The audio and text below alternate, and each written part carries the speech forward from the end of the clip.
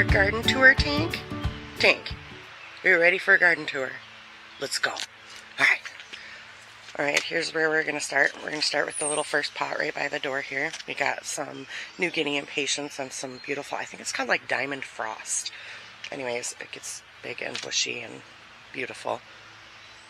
Looks like there might be a maple tree growing in there, but we'll talk about that later. The beautiful patio garden. It's just a gorgeous morning. The sun's not out, but that makes the video so much better.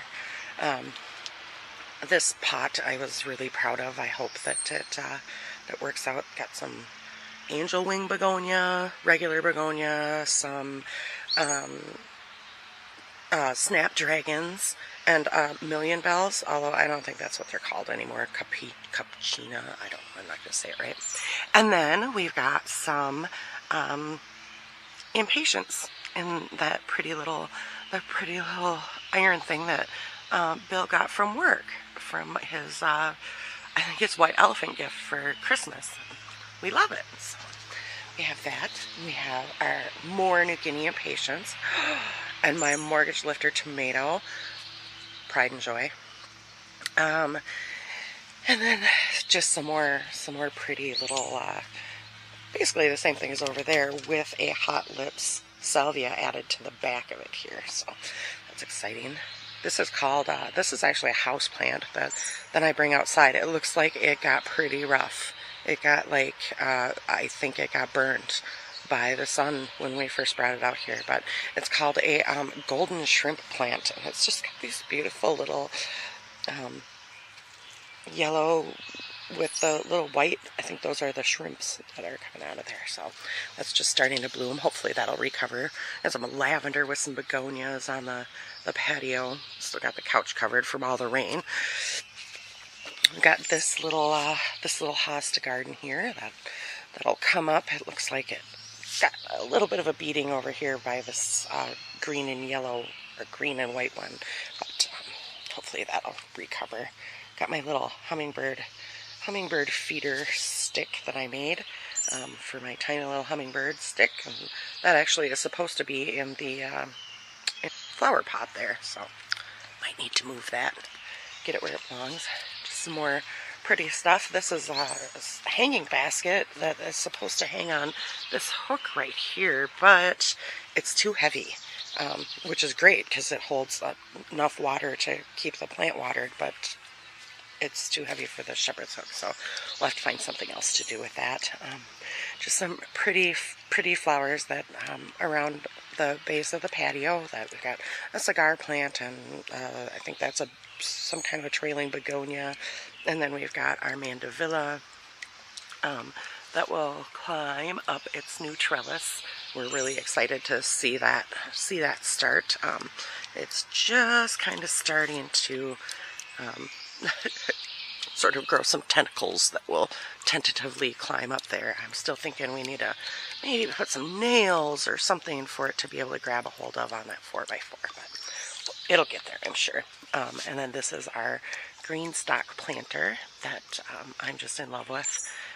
It's got alyssum and lobelia and petunias with, and then the next level is dahlias and nasturtiums on the bottom. So that's really fun. Got more of these hostas. I love these hostas. They're prolific and beautiful, and they can take a beating, and they're just beautiful. Got some lilies back behind there, which are, I think, pink. I think they're pink flowers. Got some more snapdragons and just some little hostas, and got the some more salvias and some verbena that hopefully the hummingbirds will like that. This will be an elephant ear that hopefully will come up and fill this whole area up really nice. We've got our rain barrels that we have. We have 6 of them in our backyard, and so this is the front ones. We've got the big one on there, and then 2 overflows that run along the side of the house over here. And in theory, these plants get bigger and kind of cover it. So again, those those elephant ears will kind of block the view of them. Not that they're cute.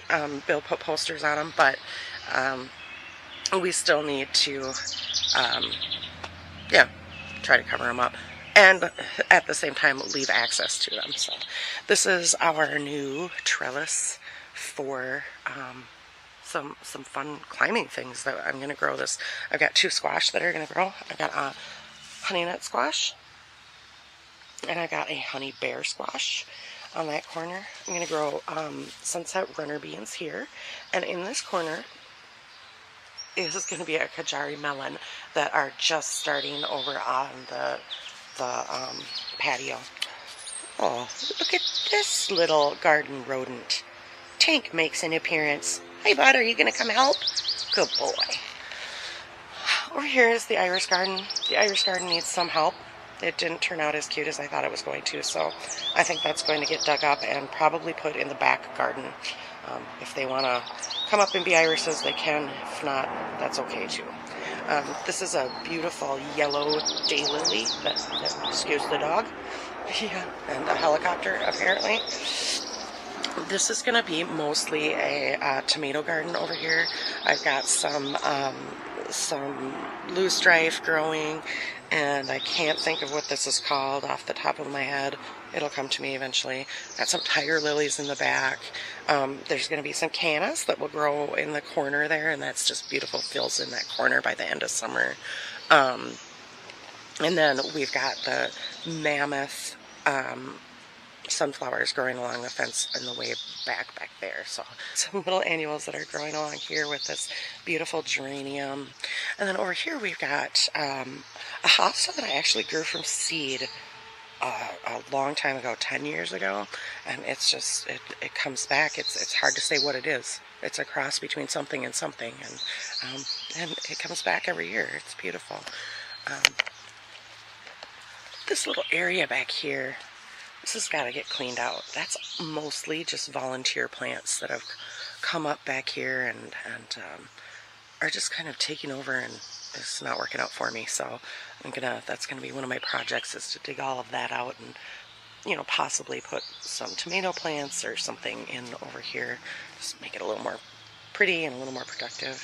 This is my trumpeter vine, and it's finally starting. I mean, it's almost June and it's just barely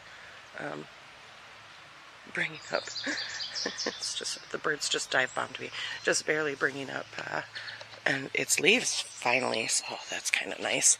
This is our I don't know if I got very good pictures of it, but this is the forsythia that I don't know anything about trimming hedges, so I need to learn how to trim this. Well, I don't know if it's a hedge, tree, I don't know what it is. Around here we've got what I call the round garden, even though it's not round anymore. It used to be just a little round garden right in there, but we've obviously expanded since then.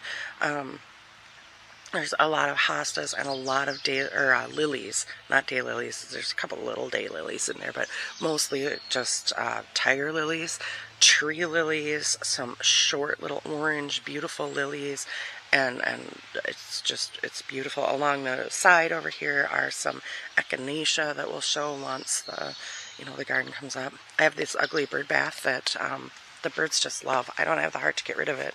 I know I need to replace it. It's all chipping and crappy, but the birds love it. So I guess we just have the eclectic looking garden is the fun with that. Over here is some pots that are fun. That's more snapdragons. Some sweet little hostas here. I just love these little hostas.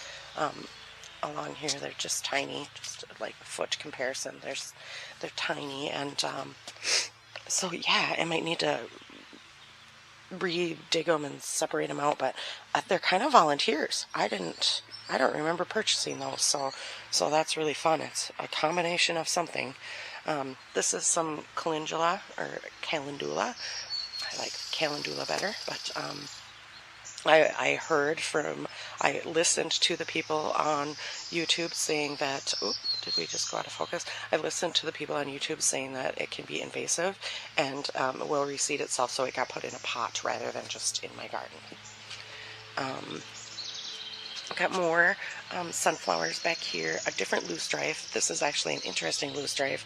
This was the same as the variegated loosestrife over there, but it gets too much sun to stay variegated, so it loses its variegation.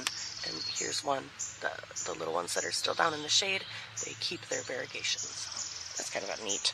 This is a pot of lobelia with, again, some elephant ears, so I always try to put something in there to make it a little more interesting until the elephant ears come up. They're always super late along with the Kinas. They're super late. So this is milkweed garden back here. This back mulched area is a milkweed garden. And then here we have some daylilies and some cannas and some little cosmos that I planted. I have some more cosmos and things that I need to find homes for, so it'll be fun to fill in some of those little holes. I love our little redneck features of our garden, and so here is a Weber barbecue grill that we planted some flowers in. Like, it was a very old barbecue grill. It was really rusting through, and we had to replace it. So I've got some cannas in it, and not cannas, zinnias in it, and we'll we'll see how cute that is. Last year it was late season that we threw it in there, so it'll be fun. This is actually one of my favorite plants. It's just a beautiful, it's like a perennial geranium, and it is native to Minnesota, so it just does so well. It makes this beautiful like globe shape when it comes up, and then it has these sweet little spring flowers that it's one of the first things that do flower in the garden, and I just love it. I love this plant. So I have a few of them over here too, and they do reseed themselves, so that's kind of fun. These ones got divided this year, so they're gonna hopefully be a little bit more healthy, and they do look really healthy right now. So that's actually 3 little plants in that circle there. Over here we have the wren house, which he's in the little tree here talking to us, which is very sweet. He doesn't mind me, so hopefully we'll be good. We've got some lilies and some hostas, and it fills in so nice over here in the spring. This is one of those gardens that I don't have to mess with much, which I obviously love. Got our native bee house back there, and I've got a climber that hangs on the back of there. That's a cathedral bell. And then those 2 bird houses are the wren's houses. I think that they're going to nest in the brown. Well, there you go. They're nesting in the brown. They're sweet little birds to have in the garden, and they're little bug eaters. So it's until the end of July, I don't have to worry about bugs in my garden because the wrens are all over it, and it's just wonderful. And they get used to me, so they're not. We don't have to worry about being around them or getting too close to them or anything like that. So that's nice. Here's my rhubarb, and another little bit of a redneck garden accessory is our old broken base for our shop vac. But why throw it away? It's a perfect garden pot. This is our I call it our Charlie Brown Christmas tree. It's I think it's a tamarack from up north. Our neighbor had it and was going to throw it away, so we put it here. And yeah, it's gotten huge. It used to be just a little cute tree. Now it's a big cute tree. So there's that. This is the gardening table. The gardening table that is my to-do list. Basically, my entire life is based on this table right now, and getting these things into some dirt that will make it all pretty and healthy. I need to find somewhere for these 2 beautiful pots.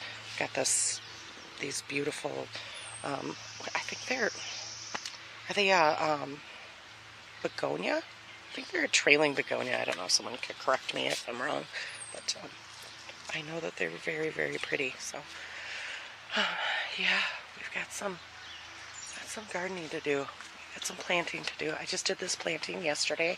I planted my herb garden, which is really exciting. I've got some kale in there, but there's a bunch of There's basil and oregano, parsley, rosemary, a eucalyptus plant, which is really fun.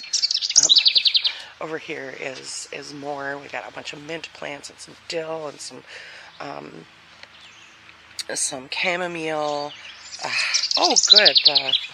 The cilantro had been really wilty, so that came up. But just all kinds of fun things.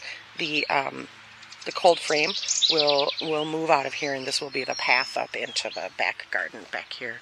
Once we that can move any day now.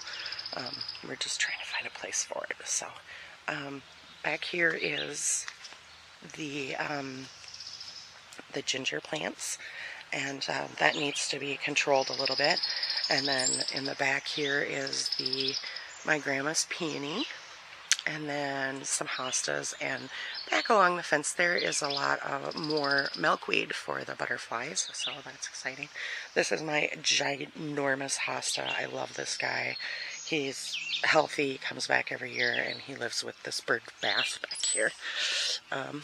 This garden along here took a beating in the winter this year, so it's really just struggling to recover from it. It's usually really full and really healthy, but it's just going to take some time for it to regrow, because it again took a beating. There was a time in December that it got down to 25 below with no snow on the ground, and that makes a huge difference in this tree. It was just exposed, and it just didn't do well. So a lot of this stuff is struggling to come back right now, but it's finally making it. That's another of my grandmother's peonies, and just some irises and fun things that grow back in this tree garden under our giant. That's our giant cottonwood tree. So it should be snowing cottonwood anytime now. We saw the neighbors' cottonwoods were starting to do it, so ours aren't too far behind. Here's some pepper plants, jalapenos and garden peppers, and then we get more into, back in here is going to be more into the vegetable type things. So here's, broccolis, cauliflowers, lettuce, there's celery, onions, radishes, beets, peas. Peas will climb up this trellis if they ever come up. I'm having a hard time getting them to start back here. So they're, so that empty spot, I put more seeds in the other day. Hopefully those will come up, and these little guys have been struggling through the spring. But the cardinals are nesting in the greenhouse. We got a female cardinal sitting on a nest in there, and the last couple of days, Bill and I have gotten dive bombed by her, and because we didn't realize she was in there nesting. I found her nest yesterday. I can post a picture of it on here. But, so Bill made this wonderful sign for us to remember not to just go barreling into the greenhouse and let the cardinals get their nest going and do their thing. They're more than welcome to have that for a few weeks, so that's really fun. Okay, back to the garden. We've got some potatoes growing in here, and then we've got some more potatoes growing in this little raised bed back here. I'm still struggling with getting this bed to be, active. Last year things grew in it, but it never gave me any vegetables or anything. So it was just a lot of leaves of the brassicas that I grew. So I thought I'd try potatoes and onions in here this year. So we'll see how they do. Hopefully they do well. Back here is just all the grow bags. Not all of them. I still have a few more to plant, but we got grow bags full of different brassicas. We got tomatoes, tomatillos, ground cherries, some beans. Over here we're going to have cucumbers running up the trellis, along with some peas. Those are Lincoln peas, so shelling peas. And then on the other side over there we're going to have cucamelons and maybe another... we're going to cucamelons and then maybe another cucumber, but I haven't decided yet if I just want to do all cucamelons over there or what I want to do. Might be a few more cucamelons than just I need. I don't think Bill would eat them, so I don't know. We'll see. I haven't quite decided yet. And then this is just the back garden. This is where things go when they don't behave. So so it turns beautiful because there's so many different plants back here that it just, yeah, it ended up being a really pretty garden. Also, the we've put in this trellis last fall, and that's for the hops to grow up. So you can see the hops are starting to head up there. They're about 7 or 8 feet tall now. They're getting there. They're really gonna fill in nice. We're hoping they're gonna fill in nice this year and really do well. We've got them running up some twine. I'm a little nervous about that the twine isn't going to be strong enough. And just for this little video, I'll show this is our compost area. So we've got compost in those 3 different sections there. The small, tall one on the right, and then the big one on the left is the one that is easiest for him to turn and work with. So that's the one that we utilize the most. All these garbage bins are for storing compost or storing potting soil over the winter. So I do reuse my potting soil. I just put it in those bins, and then I mix it 50-50 with compost and the old potting soil, and I have never had any issues with that. So and it seems like a waste to throw potting soil. I can't throw dirt away, it's too expensive. And then over here is we've got a pine tree garden that we're still working on trying to get it established. It's kind of a struggle under a pine tree to get things established. It does get enough light back here in the afternoon to make some good things grow, but yeah, so it just takes a little longer for this stuff to come up, and we've got all this lily of the valley that comes up in the spring, and that's really spreading and doing a really good job there. And now all of this other stuff is bee balm that is coming up and doing it. You know, it's so beautiful in the summertime, hot summertime, and you know, obviously the bees love it, so that's great with me. That makes me happy. And then we have the little row of pots of begonias that will fill in and just look so pretty by the, wow, that was loud. That will fill in and look so pretty by the end. This is another picnic table that I put pots on, or fill pots, you know, kind of a dirt table. That's my butterfly house here. That's the butterfly house on there. We need to rebuild that, but that's where all the monarchs live in the summertime. It's usually by the middle of July that I'll start having monarchs in there.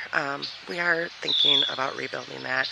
And then the mess that is my garden table right now, and this is obviously like planting time right now, so it's just going to be messy. All the bags of, I do buy some new dirt every year, mostly because we add new gardens every year.